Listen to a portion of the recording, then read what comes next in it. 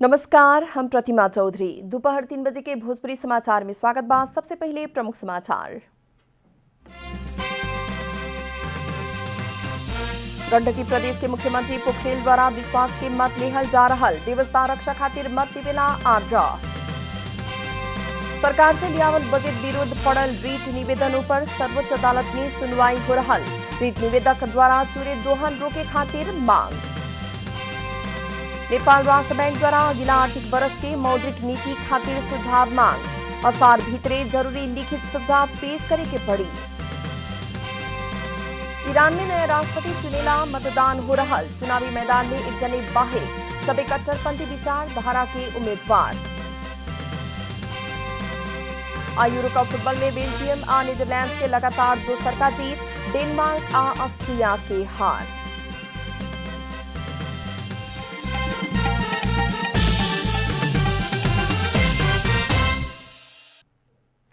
अब पूरा समाचार। गंडकी प्रदेश के मुख्यमंत्री कृष्णचंद्र नेपाली पोखरेल विश्वास के मत ले रहल बानी। आज के प्रदेश सभा बैठक में बोलत उहाँ के अपना के विश्वास के मत देवे खातिर आग्रह कैले बानी।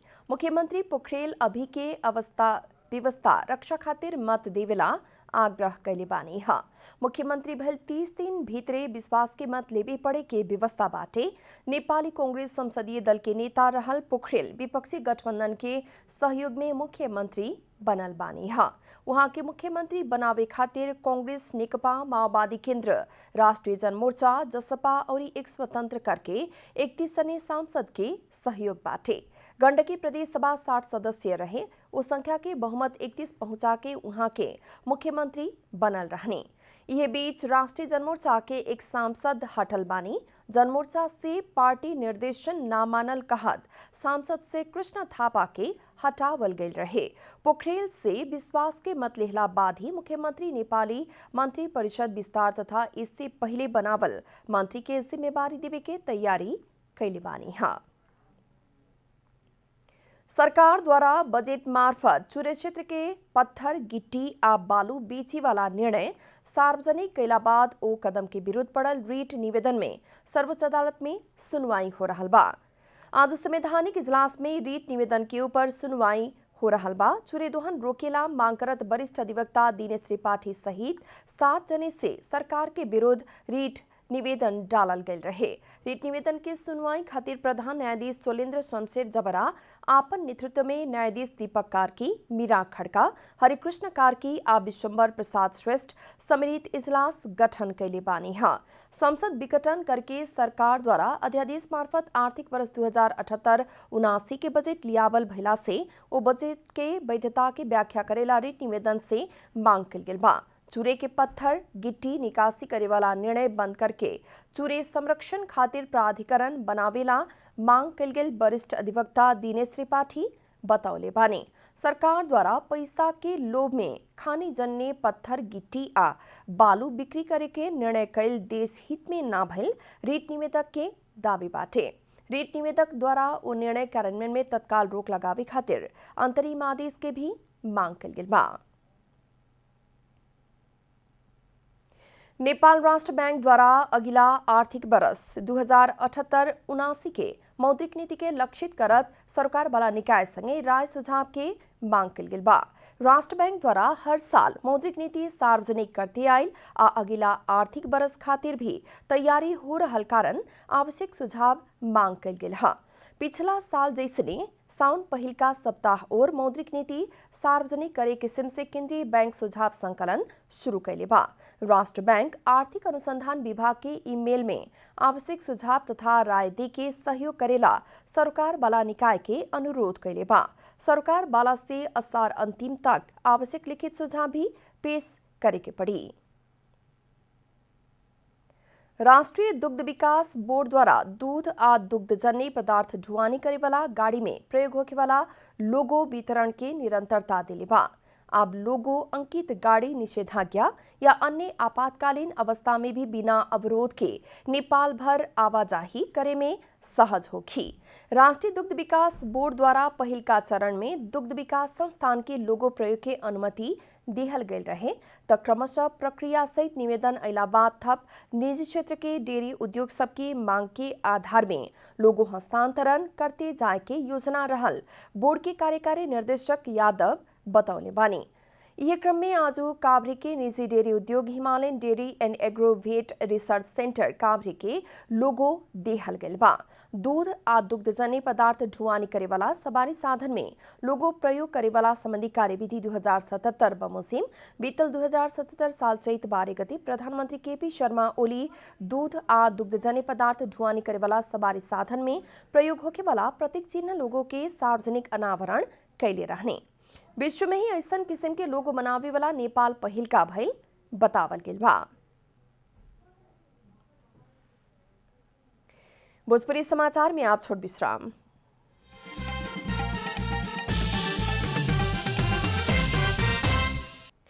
भोजपुरी समाचार में आप बाकी समाचार। लगातार के बरखा के कारण महाकाली नदी के सतह बढ़ते जा रहल बा। महाकाली में पानी के सतह बढ़ला संग ही जोखिम बढ़ल कहत सजगता अपनावे खातिर सब केहू में आग्रह कैल गेल बा। आज सवेरे महाकाली नदी के बहाव 5 मीटर 80 सेंटीमीटर पुगल बा। प्रहरी चौकी दत्तू के मुताबिक 6 मीटर बेसी भइला पर खतरा बढ़ जाए। नदी में पत्थर आ बड़का काठ दहा रहल बा। नदी बढ़ के सदरमुकाम खलंगा के बंगा बगड़ क्षेत्र में तटबंध ऊपर चढ़ल बा। नदी में पानी के बहाव बढ़ला पर आसपास के क्षेत्र में जोखिम बढ़ल बतावल गेल बा। नदी तटीय क्षेत्र आ जिला के अन्य नदी तथा नदी सब में बाढ़ आ सके के संभावना रहल कारण सावधानी आ सतर्कता अपनावे खातिर भी आग्रह कल गेल बा। बीतल जेठ 28 गते मानसून अइला संग ही देश पर लगातार जैसन बरखा हो रहल बा।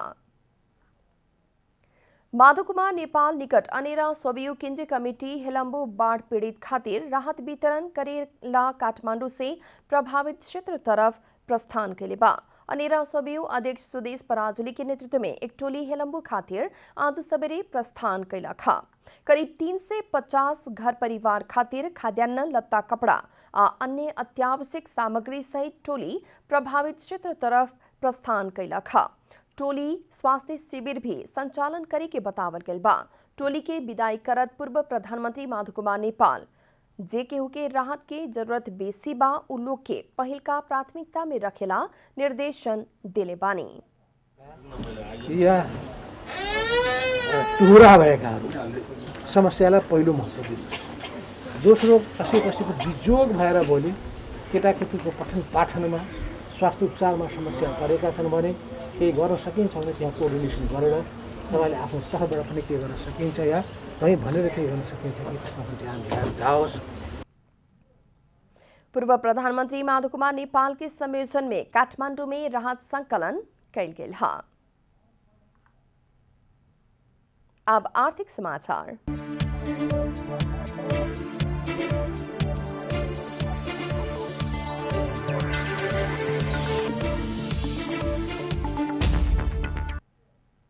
नेपाली बाजार में आज सोना चांदी दोनों के भाव घट गए बा। नेपाल सुन चांदी व्यवसायी महासंघ के मुताबिक बीएफए की तुलना में आज सोना प्रति तोला 1200 रुपया आ चांदी 35 रुपया से घटल बाटे। महासंघ के मुताबिक सुक के छापा वाला सोना के भाव प्रति तोला 90,800 रुपया, तेजाबी सोना 90,300 रुपया आ चांदी के भाव 1,305 रुपया कायम भइल बाटे। बीएफए के छापा वाला सोना प्रति तोला 1,100 से घट के 92,000 रुपया कायम भइल रहे। अंतर्राष्ट्रीय बाजार में सोना प्रति औंस 1,785 डॉलर के करीब में कारोबार हो रहल बाटे। काठमांडू महानगर पालिका के आर्थिक बरस 2078-79 के नीति तथा कार्यक्रम सार्वजनिक कल गेल बा। महानगर पालिका प्रमुख विद्या सुंदर शाक्य नीति तथा कार्यक्रम में कोविड-19 प्रभावित के कर में छूट देवे के बतौले बानी। शहरी सेवा वितरण के थप प्रभावकारी बनावे खातिर सरकार वाला निकाय सब संगे के सहकार्य में महानगर पालिका क्षेत्र में अस्थायी रूप में बसोबास करे वाला व्यक्ति के लगत राखे के भी नीति तथा कार्यक्रम में उल्लेख कल गेल बा। सार्वजनिक निजी साझेदारी अंतर्गत संचालित कार्यक्रम सबके छूट सहूलियत देवे के काठमाडौँ महानगरपालिका के प्रमुख विद्या सुंदर शाक्य बतौले बानी। कोविड-19 से प्रभावित होटल पर्यटन जैसन व्यवसाय के उल्लेख्य छूट देवे के नीति में उल्लेख कल गेल काठमाडौँ महानगरपालिका के प्रवक्ता ईश्वर मान डंगोल जानकारी दिले बानी। भोजपुरी समाचार में फिर छोट विश्राम।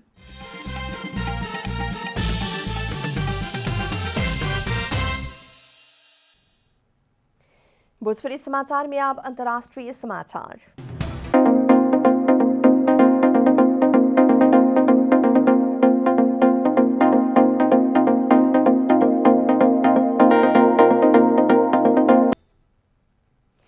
ईरान में नए राष्ट्रपति चुने खातिर मतदान हो रहा बा। ईरान के सर्वोच्च नेता अयतुल्ला खामेनी सहित शीर्ष नेता से मतदान कल गेल बा। मतदान से सुधारवादी छवि के वर्तमान राष्ट्रपति हसन रूहानी के उत्तराधिकारी चुने के बीबीसी जनौले बा। मैदान में एक जने बाहेक सभी कट्टरपंथी विचारधारा के उम्मीदवार बाड़न सन। सर्वेक्षण में न्यायपालिका के प्रमुख समेत रह चुकल एक रूढ़िवादी सिया मौलवी इब्राहिम रायसी जीते के आकलन कल जा रहा बा। वहां के मेन प्रतिस्पर्धा में नरमपंथी केंद्रीय बैंक के पूर्व गवर्नर अब्दुल नासर हिम्मती के मानल गल बा। सुधारवादी रूहानी के उत्तराधिकारी कट्टरपंथी रायसी बने के अनुमान में कुछ असंतुष्ट सुधारवादी सबसे निर्वाचन बहिष्कार के घोषणा कल गेल बा। आपन मत डाले के सर्वोच्च नेता खामेनी से मतदान खातिर बूथ तक आबिला सभी नागरिक के अपील के बानी। 3 बरस पहले अमेरिका संगे परमाणु समझौता में मतभेद भइले ने ईरान गंभीर आर्थिक संकट में पड़ल बा। पश्चिमा से नारू चावल कारण कट्टरपंथी उम्मीदवार विजय बने के संभावना भइला से उनकर समय में संबंध सुधार होके के आशा कमे कल गेल बा। चरम खाद्य संकट में फसल उत्तर कोरिया अमेरिका संगे वार्ता आ संघर्ष दोनों रणनीति अपनावे के जनावल गेल बा। उत्तर कोरियाली नेता किम जोंग उन अमेरिका संगे वार्ता आ संघर्ष दोनों खातिर तैयार रहे पड़े के कहत अभी भी बेसी संघर्ष खातिर तैयार होके पड़े के उनकर कहना बाटे। बीबीसी के मुताबिक अमेरिकी राष्ट्रपति जो बाइडेन प्रशासन संभाला बाद पहलका बार प्रतिक्रिया देहत नेता किम अमेरिका संगे वार्ता आ संघर्ष दोनों खातिर तैयार रहे पड़े के बतौले रहनी।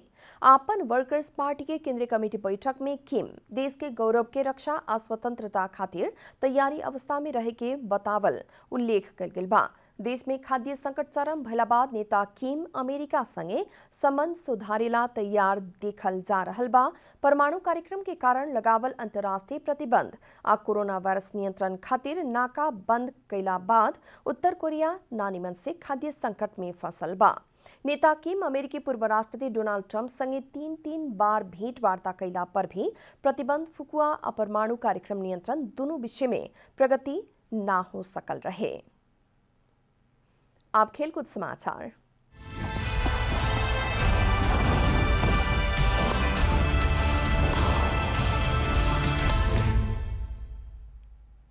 बेल्जियम यूरोकप फुटबॉल में उत्कृष्ट पुनरागमन करत लगातार दोसर का जीत निकालने बा।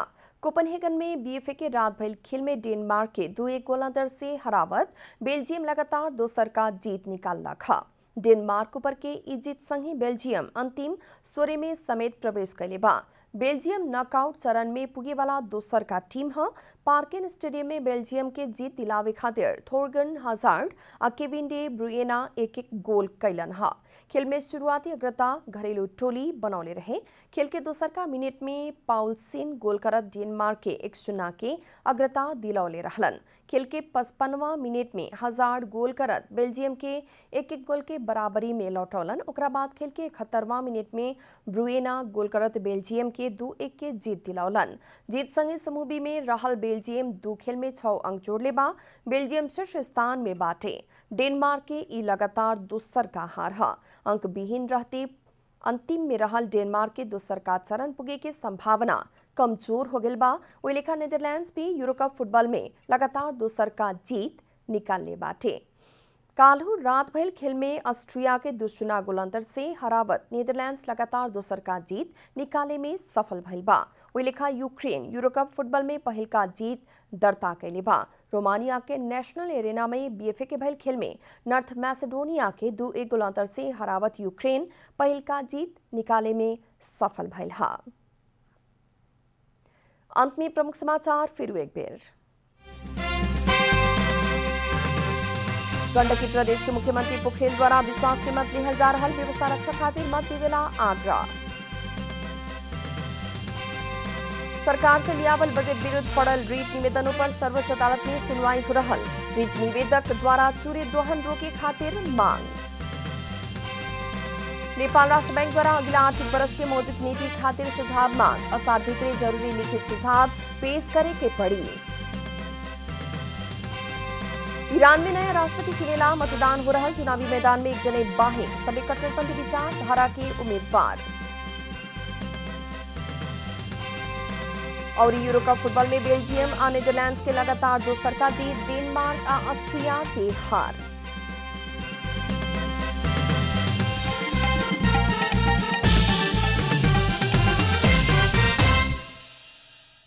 एक साथ भोजपुरी समाचार अभी खातिर इतना ही। जनता द्वारा जनता खातिर प्रसारित जनता टेलीविजन के कार्यक्रम सब अपने यूट्यूब, ट्विटर, फेसबुक हमने के वेबसाइट जनतासमाचार.com में भी पढ़ आ देख सकतानी लोग। सूचना में अपने के सहभागिता, समय में समाचार हमने के प्रतिबद्धता। नमस्कार।